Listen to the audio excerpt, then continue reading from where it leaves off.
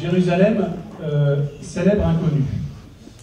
Célèbre, voilà, parce qu'a priori, vous connaissez tous Jérusalem. Est-ce que quelqu'un dans la salle a déjà été à Jérusalem? Plus haut, plus haut, plus haut, plus haut. Ouais, quand même. Ouais, vous êtes sur... Bon, d'accord. Célèbre et en même temps inconnu.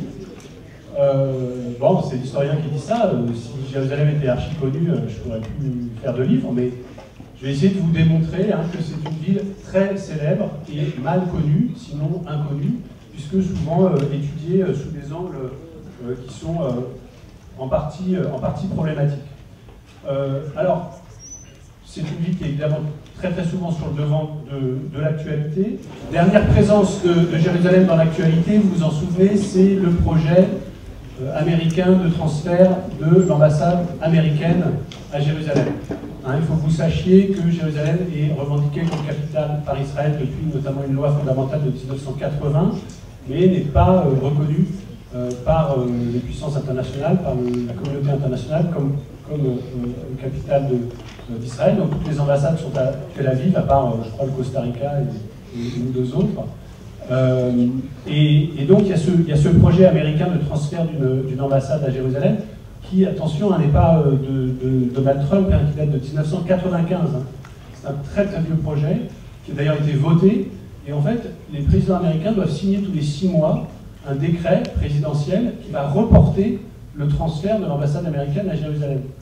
Ce qui rend d'ailleurs le risque d'un transfert de l'ambassade américaine sous Trump assez grand, puisque en fait, c'est pas seulement que Trump devrait faire quelque chose pour que l'ambassade parte à Jérusalem, c'est que dans les 5 mois qui viennent, il faudrait qu'il signe un décret pour que ça ne se fasse pas. Voilà. Donc c'est évidemment problématique. En même temps, je vais peut-être être un petit peu provocateur, mais sachez qu'il y a beaucoup d'activistes, y compris à l'extrême gauche en Israël, qui disent mais il n'y a aucun problème pour qu'il y ait l'ambassade américaine à Jérusalem. La seule chose, c'est qu'il en faut 2. Une pour Israël et une pour la Palestine. La communauté internationale ne conteste pas en fait la volonté d'Israël de faire de Jérusalem sa capitale, il demande juste que Jérusalem soit la capitale de 2 États. Donc il faut qu'il y ait 2 ambassades. Et puis il y a la question de la localisation de cette ambassade, c'est ce que je réponds souvent aux journalistes. Est-ce qu'il faut être pour ou contre ce projet? Je dis, en soi, il n'y a pas à être contre, il en faut 2. Et puis la question, c'est où serait cette ambassade? À Jérusalem-Ouest, ce qui serait logique en territoire israélien, à Jérusalem-Est, ce qui serait une absolue provocation, mais il y a un des spots, un des terrains qui est prévu là, ou, j'allais dire, entre les deux, dans le No Man's Land, qui est une autre option. Il y a aussi un terrain qui a été prévu pour ça. C'est dans le cadre du processus de paix. Ce serait une super ambassade américaine à Jérusalem, qui serait d'une certaine manière, avec deux entrées, d'une certaine manière binationale en elle-même, avec une représentation côté israélien et une représentation côté palestinien. Je vous dis ça parce que Hugo m'a dit il faut essayer d'incarner en fait vos connaissances. Allez toujours au-delà des slogans, oui, de ce que vous lisez même dans la presse. Transfert de l'ambassade américaine à Jérusalem, c'est pas un problème. En soi, c'est pas un problème. S'il y en a 2, tous les activistes pro-palestiniens applaudiront. D'accord? Et où est-ce qu'elle serait? Voilà. Donc, allez toujours un petit peu au-delà des slogans. Jérusalem, archi célèbre parce que c'est une ville-monde, on a souvent tendance à dire c'est le nombril du monde. Cette image-là vous le montre assez. Vous voyez Jérusalem qui est placée sur une enluminure du XVIe siècle au centre des 3 continents, l'Europe, l'Asie, l'Orient et l'Afrique. Ce qui est de fait sa situation géographique. On a tendance aussi souvent à insister, et c'est vrai, sur la dimension supranationale de Jérusalem. Depuis toujours, on va dire, c'est le destin de cette ville. toutes les nations, au sens même un peu ancien du terme, se sont intéressées au destin de cette ville, puisqu'elle est, comme chacun sait, le berceau des monothéismes. C'est ce que j'ai voulu développer dans le dernier livre que j'ai rédigé avec 3 autres collègues, Jérusalem, histoire d'une ville-monde. Donc une ville-monde, c'est à la fois une ville à laquelle tout le monde s'intéresse, et c'est aussi une ville qui essaime dans le monde entier, ce qui veut dire en termes très concrets, encore une fois, d'archives et de sources. Ça veut dire que quand on travaille sur les sources de Jérusalem, il faut aller à Saint-Pétersbourg, à Moscou, en Arménie, en Éthiopie, à Amman, à Istanbul, bien sûr, à Athènes, à Rome, à Paris, à Washington, à Londres, à Genève, partout en fait, puisque c'est une ville-monde et que donc toutes les puissances se sont intéressées au destin de cette ville. Alors, en même temps, une ville peut-être en partie inconnue, puisqu'on a tendance à toujours étudier Jérusalem sous le prisme du religieux. Je pense que vous avez tous vu cette image plusieurs fois, soit sur un guide de voyage, soit sur une couverture de journal, de magazine. C'est une photo qui est souvent reprise parce qu'en fait c'est un des rares angles qu'on a. D'ailleurs, on l'avait repris pour le livre, parce que voilà, ça permet de représenter à la fois au premier plan le mur des Lamentations, au côté la Maharavie, mur occidental, qui est le plus grand lieu saint du judaïsme mondial, au premier plan. Au second plan, l'esplanade des mosquées et le dôme du rocher, qui coiffe le fameux rocher d'Abraham, rocher d'Ibrahim pour les musulmans. Et puis au troisième plan, le mont des Oliviers, au lieu du christianisme, comme vous le savez. Donc ça, c'est un prisme évidemment qui est très souvent privilégié. On considère que voilà, on réduit souvent Jérusalem à un agrégat de lieux saints disputés entre les différentes communautés. Ce que j'essaye de faire dans ma pratique et dans mes livres, c'est d'insister sur d'autres éléments comme l'économie, la sociologie, la démographie, donc ce que j'appelle une histoire profane d'une ville sainte. On peut faire une histoire profane d'une ville sainte. C'est plus difficile de faire une histoire sainte d'une ville profane, je pense. La démographie, par exemple, je vous donne un chiffre qui, je pense, va vous étonner. Vous savez qu'en 1967, l'armée israélienne s'empare de Jérusalem-Est. C'est d'ailleurs pas prévu, de même que la guerre des 6 jours n'était pas prévue. Et donc, de façon, voilà, un petit peu, de façon imprévue, complètement imprévue, Moshe Dayan notamment et Yitzhak Rabin s'emparent de Jérusalem. Et puis, donc, il y a donc 50 ans, on va bientôt fêter le 50e anniversaire. Vous avez dû entendre parler depuis 50 ans, depuis 67, de la colonisation israélienne à Jérusalem-Est. Je pense que vous avez vu des images, des colons, des drapeaux, des soldats, des affrontements, tout ça. Vous avez entendu parler de la première intifada en 87, 20 ans après 67, etc. Oui, il y a une colonisation israélienne à Jérusalem-Est. Il n'y a pas, sur le plan territorial, c'est très net. Il y a des immeubles qui sont achetés. Voilà, il y a des stratégies d'implantation, etc. Mais regardons la démographie. Dans les mêmes frontières de la municipalité, qui sont des frontières problématiques qu'il faut prendre en compte si on veut comparer, en 1967, vous avez à Jérusalem 75% de résidents juifs et 25% de résidents non juifs, on va dire arabes, soit musulmans, soit chrétiens. D'accord ? 75-25. Aujourd'hui, en 2017, vous avez quasiment 60% de résidents juifs, 40% de résidents non juifs. Ça veut dire qu'il y a beaucoup plus, en proportion, en chiffre absolu évidemment, mais également en proportion, beaucoup plus de résidents non juifs à Jérusalem aujourd'hui qu'en 1967. Donc, aller aussi au-delà des slogans, faire la différence entre des stratégies de colonisation territoriale qui sont réelles et en même temps, en face, une résistance démographique extrêmement forte palestinienne. Alors, on le connaît, on en parle souvent pour Gaza. On a un taux de démographie, une démographie militante, un taux de fécondité extrêmement fort, totalement, si vous voulez, absurde quand on voit le taux de médicalisation, les taux de scolarisation, etc. Donc ça ne devrait pas, on ne devrait pas avoir ce taux de fécondité, c'est évidemment une fécondité militante, mais à Jérusalem c'est très important aussi. Un autre chiffre, mais qui confirme le premier, depuis 1967, la population juive à Jérusalem, toujours dans ces mêmes frontières, a été multipliée par 2,5. Et la population arabe, musulmane et chrétienne, a été multipliée par 4. Voilà. Alors, pourquoi est-ce que ces chiffres, pourquoi ces chiffres sont inconnus, pour reprendre le thème, pourquoi ces chiffres sont peu connus? Il faut toujours s'interroger quand vous faites de la géopolitique et quand vous maniez des chiffres sur qui les utilise et qui a intérêt à utiliser des chiffres et qui n'a pas intérêt. Vous pouvez vous rendre compte que les chiffres que je viens de donner, personne n'a intérêt à les donner. Les Israéliens, évidemment. Hein, en com interne, c'est pas terrible pour Netanyahou de dire on était 75% en 67 et malgré tous les efforts qu'on a fait, on est 60% aujourd'hui. Jérusalem, notre capitale éternelle et indivisible. D'accord? Donc du point de vue de Netanyahou, c'est pas bon. Mais du point de vue palestinien, ça pourrait peut-être être bon dans un autre monde, mais la stratégie politique palestinienne étant la stratégie de la victimisation, c'est-à-dire que tout le message politique palestinien depuis les années 30 quasiment, c'est nous sommes les victimes de l'histoire, nous sommes les victimes des sionistes, d'Israël, etc., avec évidemment quelques arguments, hein.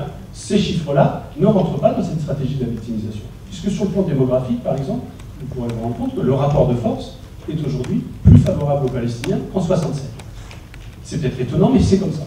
Voilà. Et ça ne s'intègre pas aujourd'hui dans le discours palestinien, et donc ce chiffre est très peu connu, ce chiffre est inconnu. Une autre idée reçue sur Jérusalem, c'est que c'est une ville ancienne, c'est une ville antique, c'est une ville où le patrimoine est très ancien, qu'il existe depuis toujours et qu'il n'a jamais bougé, qu'il est là de tout temps. Et que les toponymes aussi sont très très anciens. Le mur des Lamentations, ça existerait depuis toujours. Pas du tout. Le mur des Lamentations est un lieu de culte juif depuis le XVe siècle. Avant le XVe siècle, la cérémonie de la déploration de la destruction du temple est tenue sur le sommet du mont des Oliviers. C'est seulement au XVe siècle, assez longtemps, à l'échelle de l'histoire de Jérusalem, 4000 ans, c'est seulement depuis le XVe siècle que les Juifs se placent devant ce qu'ils appellent le mur occidental, côté la Maharavi, pour déplorer la destruction du temple, du mur des pleurs au mur des lamentations. Pour la petite histoire, devant ce mur occidental, il y avait un quartier jusqu'en 1967, jusqu'en juin 67 précisément, qu'on appelait le quartier maghrébin, puisqu'il y avait là une colonie, on appelait l'époque une colonie, sans connotation péjorative, une colonie maghrébine, fondée au XIIe siècle par le lieutenant de Saladin. Et cette colonie maghrébine a été évacuée en quelques heures, en juin 67, pendant la guerre des 6 jours, et le quartier a été détruit en 36-48 heures par l'armée israélienne, et c'est aujourd'hui le parvis que vous avez sous les yeux. Quand vous regardez cette photo, je pense que vous n'avez pas idée qu'il y avait là un quartier avec 1500 habitants il y a 49 ans. Ça veut dire que quelqu'un qui avait votre âge a aujourd'hui 65 ans. J'en connais. Donc, voilà. Et voilà, toujours se rappeler que ce qui paraît très très ancien, parce que ça a la patine, parce qu'il y a des vieilles pierres, en fait, est aussi extrêmement mobile. Et pour la petite histoire, et là je vous lis vraiment une hypothèse que pour l'instant je n'ai livré quasiment à personne. Vous savez ce que veut dire maghrébin en arabe? Ce que veut dire Maghreb? Oui? Couchant, c'est-à-dire Occident. Hein. Maghrébin, ça veut dire qu'il vit à l'Occident, à l'inverse de Mashrek, Orient. Les Maghrébins, c'est les musulmans de l'Occident, les musulmans de l'Ouest, souvent les Marocains par exemple, les Algériens ou les Tunisiens. Et comme le quartier des Maghrébins a été fondé au XIIe siècle, et que le mur des Lamentations est un lieu de culte juif depuis le XVe, une hypothèse que je vous livre, à titre d'hypothèse, hein, pas du tout à titre de vérité, mais c'est qu'il est possible que cette toponymie en fait soit d'origine maghrébine. En fait, ce mur, ce côté la Maharavi en hébreu, ce soit le mur des Occidentaux, c'est-à-dire des Maghrébins, et non pas le mur occidental, c'est-à-dire situé à l'ouest du mont du Temple. Ce qui ne veut pas dire que l'étymologie hébraïque soit fausse, ça veut dire que cette étymologie, comme ça arrive souvent dans la région, cette étymologie hébraïque, celle qui met le temple au centre en fait, de la réflexion et de la référence, aurait pu encapsuler l'étymologie maghrébine et la dissoudre pratiquement. Donc, soyez toujours très très attentifs sur ces questions de toponymie et d'étymologie de la toponymie. Il arrive qu'un même toponyme, en fait, ait deux origines différentes et deux histoires différentes, et qu'elles en viennent à se confondre. Un autre exemple, vous avez une affiche que vous avez trouvée si vous allez chez des militants pro-palestiniens, que ce soit en Israël, Palestine ou en Europe, vous allez souvent voir cette affiche. C'est une très belle affiche. D'ailleurs, aujourd'hui, les militants mettent parfois un mur entre le mont des Oliviers et la vieille ville de Jérusalem, ce qui est absurde parce que le mur ne passe pas là. Peu importe. C'est une affiche qui est aujourd'hui très très utilisée par les militants pro-palestiniens, parce qu'elle est visiblement un petit peu ancienne. Hein, vous voyez son style. Elle est des années 30. Hein, ça correspond à peu près. Et donc, ça démontrerait en fait l'ancienneté de cette Palestine éternelle hein, d'avant l'État d'Israël, d'avant 1948. Eh bien, cette affiche en fait a été commandée, produite et financée par l'agence juive hein, en 1936. Parce que Palestine en 1936, c'est un terme qui est neutre. Hein, c'est un terme qui ne veut pas dire, OLP, c'est un terme qui ne veut pas dire autorité palestinienne, qui ne veut pas dire. La Palestine, c'est la région. Hein, et l'agence juive en fait encourage tous les Européens à visiter la Palestine hein, pour se rendre compte, évidemment, des progrès que les kibbutz, etc., font dans cette région qu'on appelle alors la Palestine. Voilà. Donc aussi, vous voyez des toponymes aussi énormes que celui-là, Palestine, hein, peuvent avoir une acception différente en 1936 et aujourd'hui, c'est-à-dire en 1936, c'est nos grands-parents, hein. c'est pas si loin. Pareil, Air Palestine, hein, dans les années 30, c'est la compagnie aérienne sioniste. Il n'y a absolument pas... Et je vois passer parfois des photos de Air Palestine sur les réseaux militants pro-palestiniens, ça m'amuse. En fait, ça n'a absolument rien de... C'est une Palestine qui n'est pas encore palestinienne. Cette idée que le patrimoine et que les lieux saints sont très anciens à Jérusalem.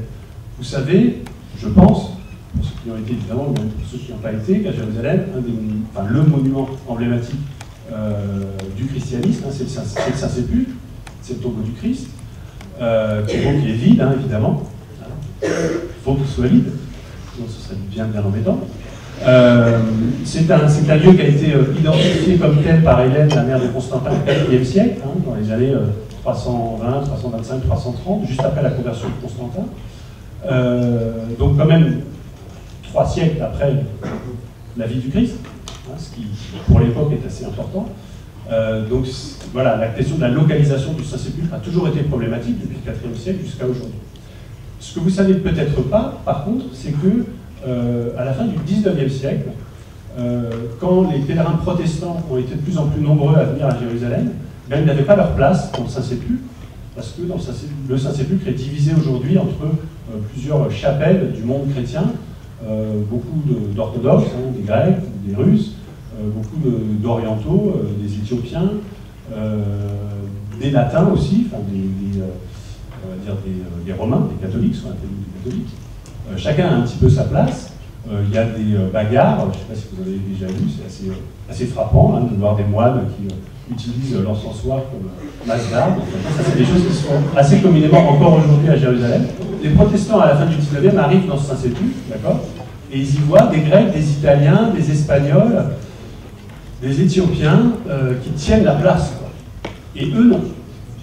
Littéralement aucune place, c'est-à-dire que ça veut dire qu'ils ne peuvent pas célébrer la messe, ils ne peuvent pas faire la communion, ils ne peuvent pas processionner, ils ne peuvent rien faire. Qui sont ces protestants? Qui sont ces grandes puissances protestantes qui sont en train d'émerger à la fin du 19e? Tout simplement, c'est des Allemands, des Anglais et des Américains. Vous voyez, et en face d'eux, ils ont des Éthiopiens, je vous ai dit, des Grecs, des Italiens, qui tiennent la place. Vous comprenez qu'ils sont un petit peu agacés. Et donc, ils vont se mettre en fait à contester l'authenticité du Saint-Sépulcre, qui est quand même attesté depuis le IVe siècle, d'accord, et à la fin du 19e. Ils vont dire que c'est pas là, que ça peut pas être là, que d'ailleurs il n'y a qu'à relire Saint-Matthieu, et on voit très bien que la tombe du Christ est hors les murs, enfin le Golgotha et la tombe du Christ, c'est à l'extérieur des murailles. Or, le Saint-Sépulcre aujourd'hui est en plein milieu des murailles. Alors les archéologues nous disent, ah oui, mais les murailles ont bougé. En fait, à l'époque, c'était hors les murs, mais maintenant c'est intramuros, etc. Mais peu importe, ça marche assez bien. Et en fait, l'archéologie protestante, je le dis très très vite, mais va essayer de développer une contestation du Saint-Sépulcre, on va dire traditionnellement attesté, et ça va fonctionner. C'est-à-dire que l'archéologie protestante va chercher, en dehors des murs de l'époque ottomane, une tombe romaine du 1er siècle, une tombe vide. Hein, je vous dis encore une fois qu'il faut que cette tombe soit vide. S'il y a un squelette à l'intérieur, c'est très gênant sur le plan théologique. Mais il y a des tombes romaines du 1er siècle qui sont vides. Il y en a même un peu trop, ce qui retarde un peu l'opération, parce qu'il y en a plusieurs, parce qu'il y a plusieurs archéologues qui se disputent la découverte de la vraie tombe du Christ. Depuis, on en découvre assez fréquemment. Là, c'était un peu une première. Il faut qu'il y ait une pierre roulée devant, hein, puisque si vous avez le texte de Saint-Matthieu en tête, vous vous souvenez que c'était une tombe qui était fermée par une pierre roulée. Il y en a pas mal aussi. Enfin, il y en a deux en fait qui correspondent assez bien, et puis finalement il y en a une qui l'emporte parce qu'il y a une immense citerne devant celle-là. Je m'y étais intéressé évidemment en travaillant sur l'eau. Vraiment une très très grande citerne souterraine. Comme vous savez, c'est Joseph d'Arimathie qui a pu obtenir, qui a pu un petit peu bakchicher les soldats romains pour obtenir le corps de Jésus, récupérer le corps de Jésus et l'enterrer sur son propre terrain. On sait que Joseph d'Arimathie est riche, c'est comme ça qu'il a pu corrompre les soldats romains. On a une très grande citerne, cette très grande citerne devait correspondre à un riche domaine. Joseph d'Arimathie était riche. Là, on a une tombe du 1er siècle lévite qui est fermée avec une pierre roulée, c'est celle-là. On est en 1867, on a un comité qui va se monter, qui va acheter le terrain. Ce terrain est un terrain vague, il n'y a rien dessus.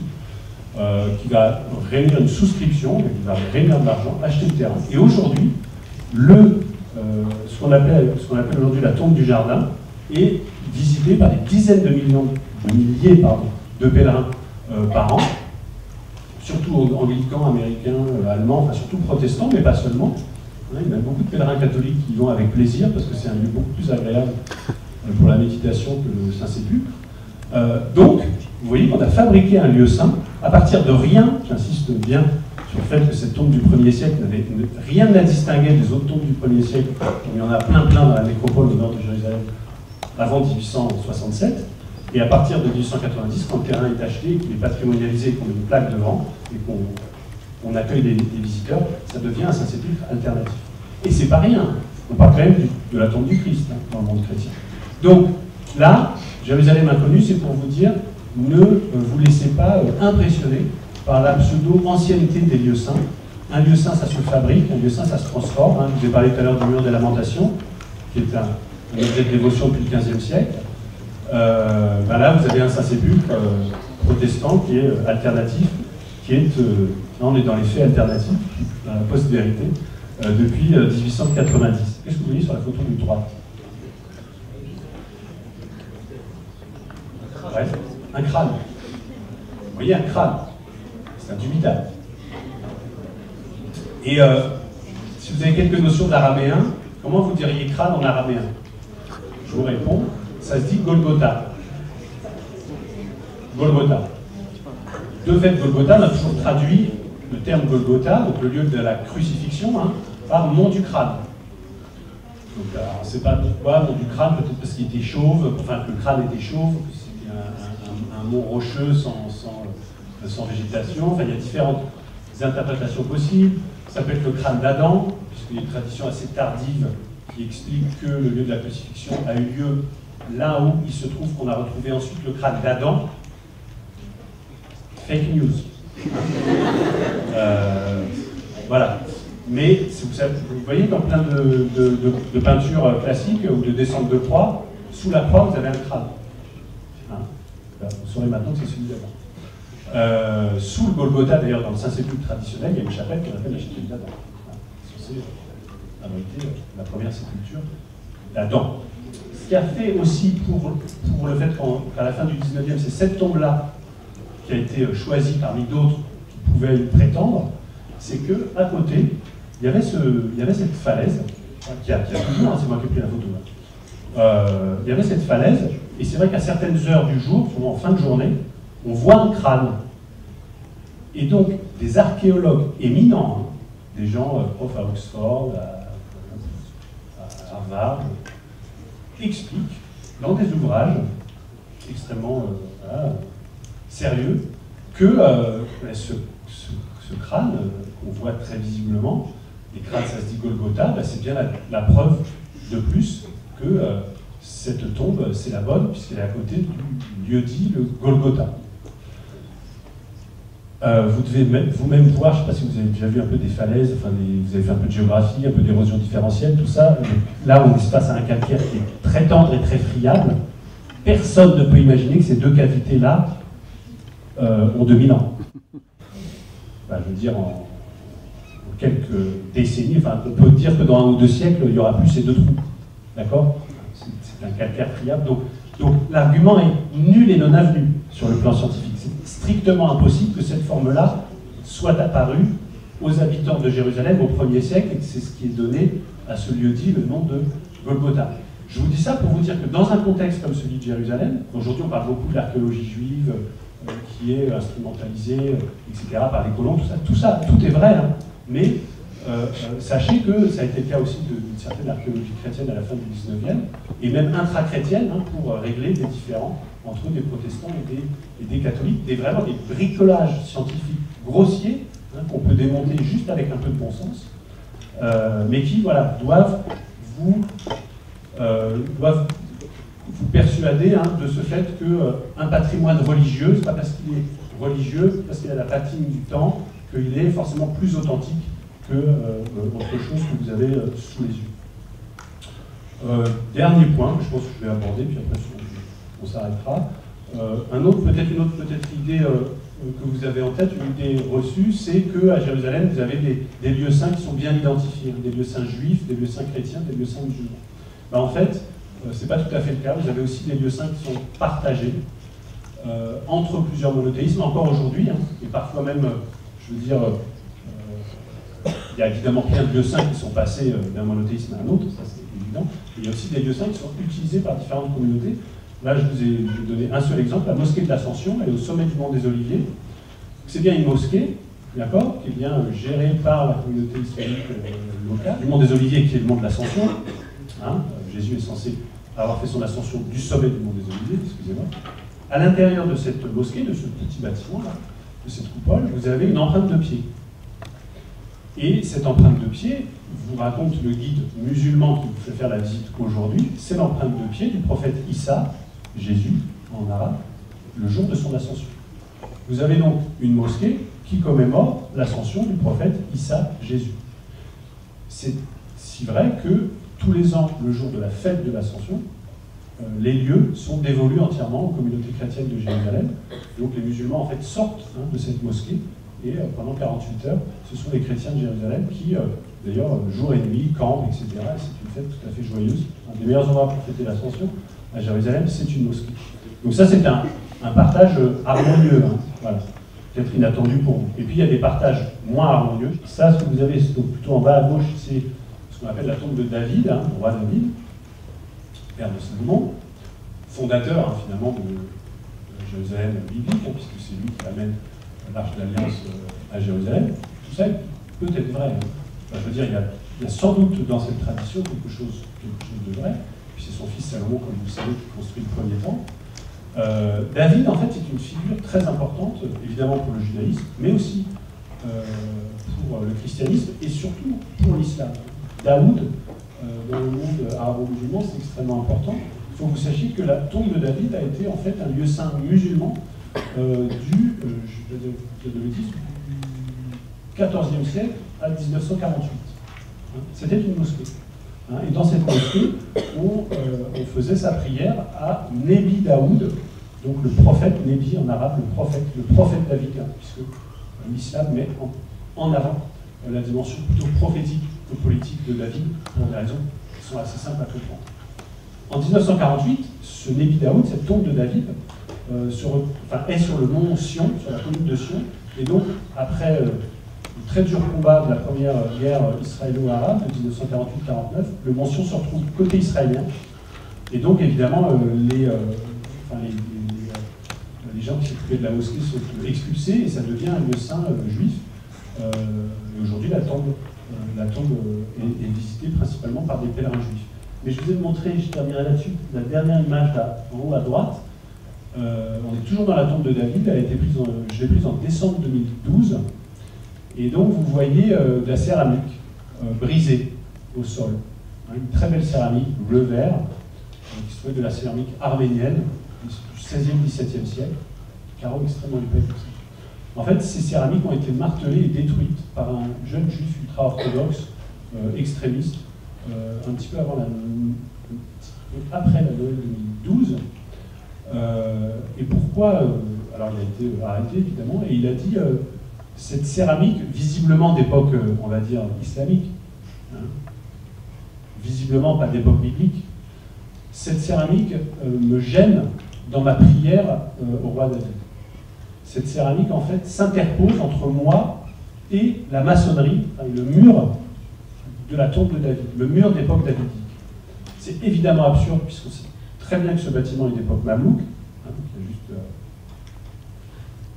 35 siècles d'écart, voilà. Mais peu importe, en fait, une vieille pierre calcaire, rien ne ressemble plus à une vieille pierre calcaire qu'une autre vieille pierre calcaire. Et donc c'est pour vous dire qu'il y a comme ça à Jérusalem aussi des moments, hein, et là c'est 2012, hein, c'est moi qui ai pris la photo, des moments où des lieux saints se transforment encore, puisque si vous aviez été en novembre 2012, vous perceviez immédiatement, spontanément, que ce lieu saint aujourd'hui juif avait été un lieu saint musulman pendant des siècles, et avait été aussi d'ailleurs, plus anciennement encore, le quartier général des franciscains, un lieu saint chrétien. Et si vous y allez aujourd'hui, la céramique a été nettoyée, balayée, les murs sont nus, et si on vous raconte que c'est une tombe du roi David, si vous ne documentez pas, vous pouvez même le croire. Donc voilà, Jérusalem célèbre l'inconnu. Merci.